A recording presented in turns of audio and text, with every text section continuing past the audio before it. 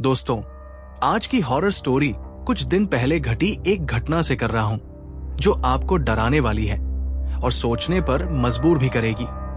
अगर आप इस चैनल पर पहली बार आए हैं तो प्लीज सब्सक्राइब करें। तो चलिए शुरू करते हैं आज की हॉरर स्टोरी।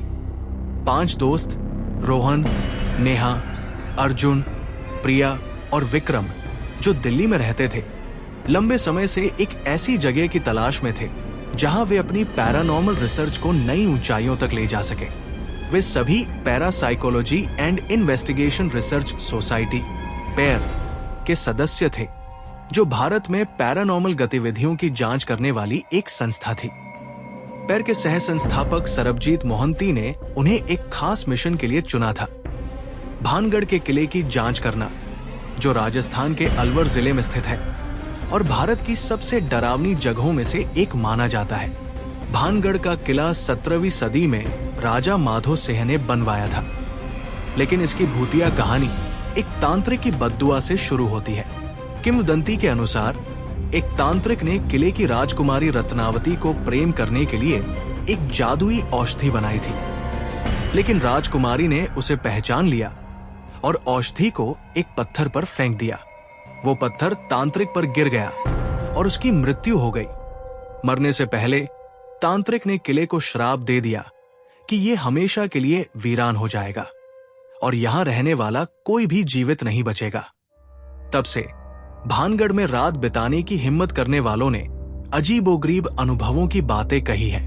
रोहन, जो समूह का लीडर था, ने अपने दोस्तों को इस मिशन के बारे में बताया। देखो, भानगढ़ में जाने का मतलब है कि हमें रात वही बितानी होगी। वहां सूर्यास्त के बाद किसी को भी जाने की अनुमति नहीं है, लेकिन पैर ने स्थानीय प्रशासन से खास अनुमति ली है। हमें यह साबित करना है कि वहां वाकई कुछ अलौकिक है या ये सब बस अफवाहें, उसने कहा। नेहा, जो हमेशा उत्साहित रहती थी, ने कहा, मुझे तो बहुत उत्सुकता हो रही है। मैंने सुना है कि वहां लोग रात में चीखें सुनते हैं और अजीब छायाएं देखते हैं। हमारे पास सारी तकनीक है, EVP recorder, EMF detector, thermal camera. हम सच को सामने लाएंगे। अर्जुन, जो थोड़ा डरपोक था, ने हिचकिचाते हुए कहा, लेकिन अगर वहां वाकई कुछ है तो? मैंने सुना है कि कुछ लोग वहां से पागल होकर लौटे हैं। प्रिया ने हंसते हुए कहा, अर्जुन, डरपोक मत बन, हम सब साथ हैं और विक्रम हमारे साथ है। वो तो किसी भूत से भी बहस कर सकता है। विक्रम, जो समूह का सबसे शांत और तार्किक सदस्य था, ने मुस्कुराते हुए कहा, मैं बस ये देखना चाहता हूं कि विज्ञान और अंधविश्वास के बीच क्या सच है। चलो तैयार हो जाओ। समूह ने अपनी गाड़ी में सारा सामान लाद लिया और दिल्ली से भानगढ़ के लिए निकल पड़ा। रास्ते में उन्होंने भानगढ़ की कहानियों पर चर्चा की। नेहा ने एक किताब से पढ़कर सुनाया कि 2018 में कुछ ट्रेकर्स ने वहां रात में अजीब आवाजें सुनी थी, जैसे हवा में कोई फुसफुसा रहा हो। क्या पता हमें भी ऐसा कुछ अनुभव हो, उसने उत्साह से कहा। शाम ढलते ढलते वे भानगढ़ पहुंच गए। किले के बाहर एक बोर्ड लगा था, सूर्यास्त के बाद प्रवेश वर्जित, लेकिन पैर की अनुमति के कारण स्थानीय गार्ड ने उन्हें अंदर जाने दिया। किला बाहर से देखने में भव्य था, लेकिन जैसे ही वे अंदर गए, एक अजीब सन्नाटा और ठंडक ने उन्हें घेर लिया। किले की दीवारें जर्जर थी और चारों ओर वीरानी का आलम था। रोहन ने कहा, हमें पहले अपना बेस कैंप बनाना चाहिए। हम मुख्य दरवाजे के पास टेंट लगाएंगे, वहां से हमें पूरे किले का नजारा मिलेगा। सभी ने मिलकर टेंट लगाया और अपने उपकरण सेट करने लगे। विक्रम ने ईएमएफ डिटेक्टर चालू किया, जो अलौकिक ऊर्जा को मापने के लिए था, लेकिन अभी तक कोई संकेत नहीं मिला। रात के 8 बज चुके थे, अंधेरा गहरा गया था और आसपास सिर्फ जंगली कीड़ों की आवाजें सुनाई दे रही थी। समूह ने अपनी टॉर्च और कैमरे चालू किए और किले के अंदर की सैर शुरू की। वे एक पुराने महल के खंडहर में पहुंचे, जहां कभी राजकुमारी रत्नावती रहती थी। नेहा ने कहा, यहां से शुरू करते हैं। मैं ईवीपी रिकॉर्डर चालू करती हूं। उसने रिकॉर्डर चालू किया और सवाल पूछने लगी, क्या यहाँ कोई है? अगर हाँ तो अपनी मौजूदगी का संकेत दो। कुछ देर तक सन्नाटा रहा, लेकिन अचानक एक हल्की फुसफुसाहट जैसी आवाज सुनाई दी। सभी सन्नाटे में आ गए। अर्जुन ने डरते हुए कहा, यह क्या था? हमें यहां से जाना चाहिए। लेकिन रोहन ने उसे शांत किया और कहा, रुक, पहले सुनते हैं। नेहा ने रिकॉर्डिंग दोबारा चलाई। इस बार आवाज साफ थी, एक औरत की फुसफुसाहट, मुझे बचाओ। सभी के चेहरे पर डर की लकीरें खिंच गई। प्रिया ने कहा, यह तो राजकुमारी रत्नावती की आवाज हो सकती है, हमें और गहराई में जाना होगा। विक्रम ने थर्मल कैमरा चालू किया और देखा कि एक कोने में ठंडी ऊर्जा का एक धब्बा दिखाई दे रहा था, जो सामान्य तापमान से बहुत कम था। यहां कुछ है, उसने कहा। समूह उस कोने की ओर बढ़ा, लेकिन तभी एक तेज हवा का झोंका आया और उनकी टॉर्च की रोशनी कमजोर पड़ने लगी। अर्जुन ने चीखते हुए कहा, मुझे लगता है हमें देखा जा रहा है। रोहन ने सभी को शांत रहने को कहा और बोला, हमें डरने की जरूरत नहीं है, हम यहां सच जानने आए हैं। चलो और आगे बढ़ते हैं। लेकिन उनके मन में एक सवाल बार बार उठ रहा था, क्या वे वाकई तैयार थे उस सच का सामना करने के लिए जो भानगढ़ के किले में छुपा था? रात गहराती जा रही थी। भानगढ़ के किले में सन्नाटा अब और डरावना लगने लगा था। रोहन, नेहा, अर्जुन, प्रिया और विक्रम उस कोने की ओर बढ़ रहे थे जहां थर्मल कैमरे ने ठंडी ऊर्जा का संकेत दिया था। हवा अब तेज हो चुकी थी और उनकी टॉर्च की रोशनी बार बार कमजोर पड़ रही थी। अर्जुन का डर अब चरम पर था। मुझे लग रहा है कि हमें यहां से चले जाना चाहिए, ये जगह सही नहीं है, उसने कांपते स्वर में कहा। लेकिन नेहा ने उसका हाथ पकड़कर कहा, अर्जुन, हम पैर के रिसर्चर हैं, हमें डरने की आदत नहीं होनी चाहिए। अगर यहां कुछ है तो हमें उसे रिकॉर्ड करना है। रोहन ने भी हामी भरी और कहा, हमें बस सावधान रहना है, हम एक दूसरे से अलग नहीं होंगे। समूह उस कोने तक पहुंचा जहां एक टूटी हुई खिड़की थी। खिड़की के बाहर अंधेरा ऐसा था कि कुछ दिखाई नहीं दे रहा था। विक्रम ने थर्मल कैमरे को उसोर किया और स्क्रीन पर एक हल्का सा साया दिखाई दिया जो धीरे धीरे हिल रहा था। देखो, यहां कुछ है, उसने कहा। प्रिया ने अपनी टॉर्च की रोशनी खिड़की की ओर की, लेकिन वहां कुछ भी नहीं था।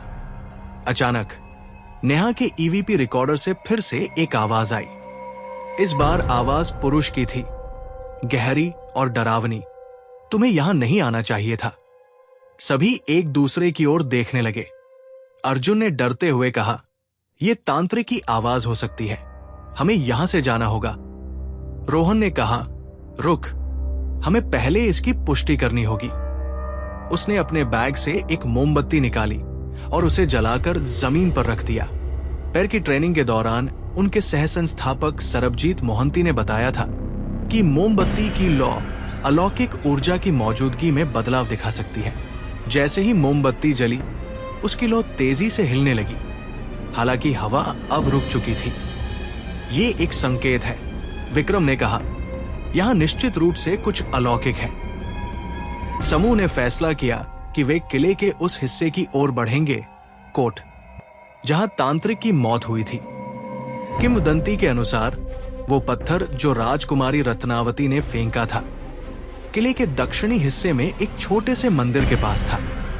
रास्ते में उन्हें किले की दीवारों पर अजीब निशान दिखे, जैसे किसी ने पंजों से खरोंच दिया हो। प्रिया ने कहा, ये निशान प्राकृतिक नहीं लगते, क्या ये किसी आत्मा का काम हो सकता है? विक्रम ने जवाब दिया, हो सकता है, लेकिन हमें अभी तक कोई ठोस सबूत नहीं मिला है। जब वे उस मंदिर के पास पहुंचे तो वहां का दृश्य और भी डरावना था। मंदिर की मूर्तियां टूटी हुई थी और जमीन पर एक बड़ा पत्थर पड़ा था जिसके ऊपर काले धब्बे थे। नेहा ने कहा, यह वही पत्थर हो सकता है जिसके नीचे तांत्रिक दबकर मर गया था। उसने अपने कैमरे से उसकी तस्वीरें लेना शुरू किया। अचानक उनके ईएमएफ डिटेक्टर ने तेजी से बीप करना शुरू कर दिया। यहां ऊर्जा का स्तर बहुत ज्यादा है। विक्रम ने कहा, तभी अर्जुन ने चीखते हुए कहा, वहां देखो। उसने मंदिर के एक कोने की ओर इशारा किया, जहां एक काली छाया खड़ी थी। छाया धीरे धीरे उनकी ओर बढ़ रही थी। सभी के रोंगटे खड़े हो गए। ये क्या है? नेहा ने डरते हुए पूछा। छाया धीरे धीरे उनके पास आ रही थी और जैसे ही वो करीब आई, उन्होंने देखा कि उसका कोई चेहरा नहीं था, बस एक काला साया जो हवा में तैर रहा था। अर्जुन ने चीखते हुए कहा, हमें भागना होगा। लेकिन रोहन ने कहा, रुक, हमें इसे रिकॉर्ड करना है। उसने अपना कैमरा चालू किया और उस छाया की वीडियो बनाने लगा। छाया कुछ देर तक उनकी ओर देखती रही और फिर अचानक गायब हो गई। सभी सांस रोककर खड़े रहे। ये क्या था? प्रिया ने कांपते हुए पूछा। विक्रम ने कहा, मुझे लगता है कि ये तांत्रिक की आत्मा हो सकती है। उसका श्राप अभी भी यहाँ मौजूद है। रात अब और गहरी हो चुकी थी। समूह ने फैसला किया कि वे अपने टेंट में वापस जाएंगे और सुबह तक इंतजार करेंगे। लेकिन जैसे ही वे वापस जाने लगे, उन्हें अपने टेंट के पास से कुछ अजीब आवाजें सुनाई दी, जैसे कोई उनके सामान को छू रहा हो। रोहन ने टॉर्च की रोशनी उस ओर की, लेकिन वहां कुछ भी नहीं था। फिर भी आवाजें बंद नहीं हुई। नेहा ने कहा, हमें जल्दी करना होगा। मुझे लग रहा है कि हमारी मौजूदगी से यहां की आत्माएं नाराज हो रही हैं। समूह तेजी से टेंट की ओर बढ़ा, लेकिन जैसे ही वे वहां पहुंचे, उन्होंने देखा कि उनका एक बैग गायब था। यह बैग कहाँ गया? अर्जुन ने घबराते हुए पूछा। विक्रम ने जमीन पर कुछ निशान देखे, जो टेंट से दूर एक अंधेरे रास्ते की ओर जा रहे थे। लगता है कोई हमारा सामान ले गया है, उसने कहा। रोहन ने कहा, हमें इसे ढूंढना होगा। उस बैग में हमारा जरूरी रिकॉर्डिंग उपकरण है। समूह ने उन निशानों का पीछा किया जो उन्हें किले के एक और हिस्से की ओर ले गए। वहां एक पुराना कुआं था जो सूख चुका था। निशान कुएं के पास जाकर रुक गए। प्रिया ने कहा, क्या हमारा बैग यहां किसी ने फेंक दिया? रोहन ने टॉर्च की रोशनी कुएं के अंदर डाली और वहां उनका बैग दिखा, लेकिन उसके साथ कुछ और भी था। एक पुराना काला कपड़ा जो किसी साए की तरह हवा में हिल रहा था। ये क्या है? नेहा ने डरते हुए पूछा। तभी कुएं से एक तेज चीख की आवाज आई और वो काला कपड़ा हवा में उड़ने लगा। समूह पीछे हट गया और अर्जुन ने चीखते हुए कहा, हमें यहां से भागना होगा। इस बार रोहन ने भी माना कि अब स्थिति उनके नियंत्रण से बाहर हो रही थी। वे टेंट की ओर भागे, लेकिन पीछे से चीखें और फुसफुसाहट की आवाजें आती रही। टेंट में पहुंचकर उन्होंने दरवाजा बंद किया और सारी रात जागते रहे, ये सोचते हुए कि क्या वे सुबह तक जीवित रह पाएंगे। भानगढ़ के किले में रात का अंधेरा अब अपने चरम पर था। रोहन, नेहा, अर्जुन, प्रिया और विक्रम अपने टेंट में सिमटे हुए थे, लेकिन डर ने उनकी नींद उड़ा दी थी। कुएं से सुनी गई चीख और वो काला कपड़ा जो हवा में उड़ रहा था, उनके दिमाग में बार बार घूम रहा था। टेंट के बाहर से अभी भी अजीबोगरीब आवाजें आ रही थी, कभी फुसफुसाहट, कभी किसी के चलने की आहट। अर्जुन ने कांपते हुए कहा, हमें यहां से सुबह होने से पहले निकलना होगा। ये जगह हमें मार डालेगी। रोहन ने उसे शांत करने की कोशिश की और कहा, अर्जुन, हम पैर के रिसर्चर हैं, हमें हिम्मत नहीं हारनी चाहिए। हमें यह समझना होगा कि यहां हो क्या रहा है। लेकिन उसकी आवाज में भी अब वो आत्मविश्वास नहीं था जो पहले था। नेहा ने कहा, रोहन, हमें अब तक जो सबूत मिले हैं वे काफी हैं। हमें यहां से निकलकर सरबजीत सर को सारी रिकॉर्डिंग दिखानी चाहिए। विक्रम, जो अब तक सबसे शांत था, ने कहा, मैं सहमत हूं, लेकिन हमें अपना बैग तो लेना होगा। उसमें हमारी सारी रिकॉर्डिंग है।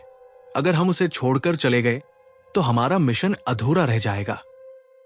प्रिया ने हिचकिचाते हुए कहा, लेकिन वो कुआं, वहां कुछ सही नहीं है। मुझे लगता है कि वो काला कपड़ा तांत्रिक से जुड़ा है। समूह ने फैसला किया कि वे एक आखिरी बार कुएं तक जाएंगे, अपना बैग लेंगे और फिर वहां से निकल जाएंगे। वे अपने टेंट से बाहर निकले टॉर्च की रोशनी में कुएं की ओर बढ़े।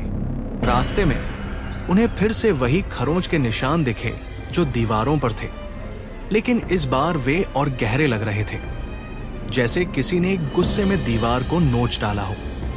जब वे कुएं के पास पहुंचे तो वहां का दृश्य और डरावना था।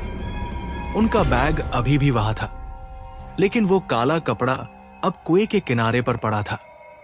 नेहा ने डरते हुए कहा, मुझे लगता है कि हमें इसे छूना नहीं चाहिए। लेकिन रोहन ने कहा, हमें इसे जांचना होगा, शायद ये हमें कुछ सुराग दे। उसने हिम्मत करके उस कपड़े को उठाया। कपड़ा पुराना और फटा हुआ था और उसमें से एक अजीब सी गंध आ रही थी। कपड़े पर कुछ अजीब निशान थे जो प्राचीन तंत्र मंत्र के प्रतीकों जैसे लग रहे थे। विक्रम ने कहा, ये तांत्रिक के प्रतीक हो सकते हैं, शायद उसने इसे अपने जादू के लिए इस्तेमाल किया था। अचानक कुएं से फिर से एक तेज चीख की आवाज आई। इस बार चीख इतनी तेज थी कि समूह के कानों में दर्द होने लगा। उनके ईएमएफ डिटेक्टर ने फिर से तेजी से बीप करना शुरू कर दिया। प्रिया ने डरते हुए कहा, हमें यहां से भागना होगा। लेकिन इससे पहले कि वे कुछ कर पाते, कुएं से एक काला साया बाहर निकला। ये वही साया था जो उन्होंने मंदिर के पास देखा था, लेकिन इस बार ये और बड़ा और डरावना लग रहा था। साये के बीच में दो चमकती हुई लाल आंखें थी जो उन्हें घूर रही थी।